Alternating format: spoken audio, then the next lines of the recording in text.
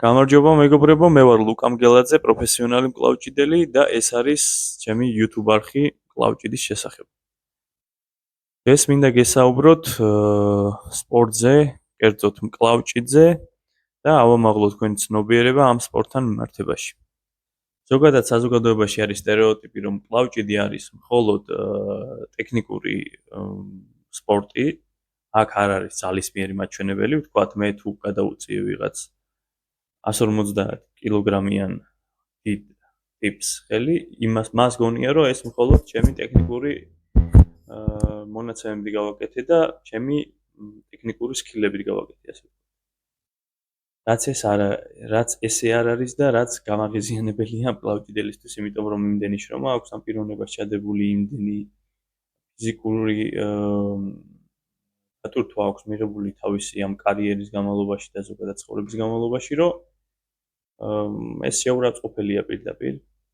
ერთ-ერთ მაგალითად შეგვიძლია დავასახელოთ ლევან საგინაშვილი, მაგალითად იმისა, რომ მკლავჭიდი არ არის მხოლოდ ტექნიკური სპორტი და იმასაც ვიტყვი, რომ ტექნიკა ბევრად უფრო შეიძლება დაბალ საფეხურზე დავაყენოთ, ვიდრე ძალისმიერი მაჩვენებელი, როცა უკვე პიროვნება განვითარებულია ამ სპორტში. ანუ მე იმას ვამბობ, რომ დამწყების შეიძლება მონაცემებით ტექნიკა რაღაცას წყვიტავდეს, თქვათ 1-2 თვის, ნახევარი წლის, თუმცა როცა უკვე სპორტსმენი განვითარებულია, აქვს ასე ვთქვათ მკლავჭიდის სკილები, ტექნიკური სკილები, მერე უკვე მიდის ძალისმიერი ჭიდილი, ვის რა წერტილი უფრო ძლიერი აქვს და ასე შემდეგ. ეს უნდა გავითავისოთ და არ ვკითხოთ მკლავჭიდელს, რომ მასწავლე ძმა მკლავჭიდი და მე ვთქვათ ერთ კვირაში თუ შეგეწინააღმდეგები ან ერთ თვეში გადაგიწევ, ან მსგავსი კითხვები არ უნდა დავუსვათ. კიდევ გეტყვით წონით კატეგორიის დეტალებს, იმიტომ რომ ძალიან ბევრს უკითხავს მსგავსი რამე, რომ აი როცა გამოვდივარ, მკლავჭიდელი ვარ, მithkoms რომ მკლავჭიდელი ვარ და ლევან საგინაშვილთან ანუ მიდის პარალელი, რომ მადარებენ ლევან საგინაშვილს, ანუ ყველა წონა სპორტსმენს ადარებენ ლევან საგინაშვილს. გონიათ, რომ მკლავჭიდში არის მხოლოდ ერთი წონით კატეგორია და ამ წონით კატეგორიაში უნდა იესპარეზოს ყველა. რახანის ხელის გადაწევა და არ მიიჩნევენ რაღაც ისეთ სპორტს, სადაც სხეულებით ჭახი მიდის, მთელი სხეულებით, გონიათ, რომ წონით კატეგორიები არ არის.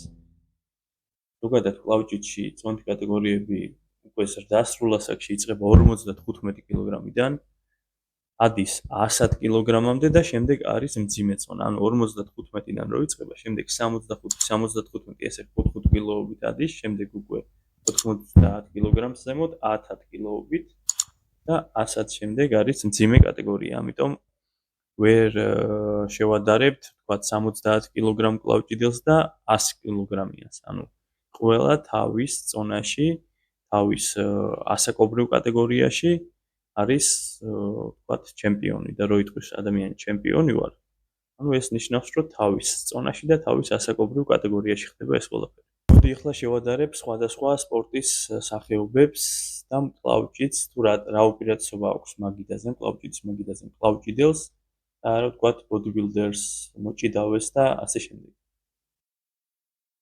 ბევრ არამცოდნეს გონია, რომ ახლა ფიზიკური მონაცემები არსებობს, აქვს ამ სპორტსმენებს, სხვადასხვა სპორტსმენებს, შეუძლიათ რაღაც წონის კონკრეტულ რაღაც ვარჯიშზე აწევა, მათ აქვს ჩანსები მაგიდაზე მკლავჭიდებთან, პროფესიონალ მკლავჭიდებთან, შესაძლოა მოყოლთან კონდეთ რა თქმა უნდა.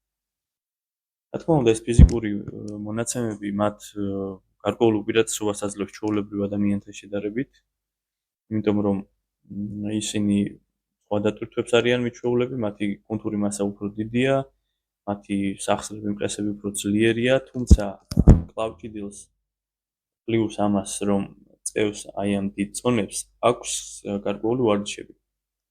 რაც არის სტატიკური ვარჯიშები, რაც არის მოკლე ვარჯიშები და მხოლოდ მკუნზე არ არის ორიენტირებული, არის სახსრის მყესის სიძლიერეზე, ძირითადად მყესების სიძლიერეზეა დაყრდნობილი და კონკრეტული კუთხეები და პატარა კუნთები.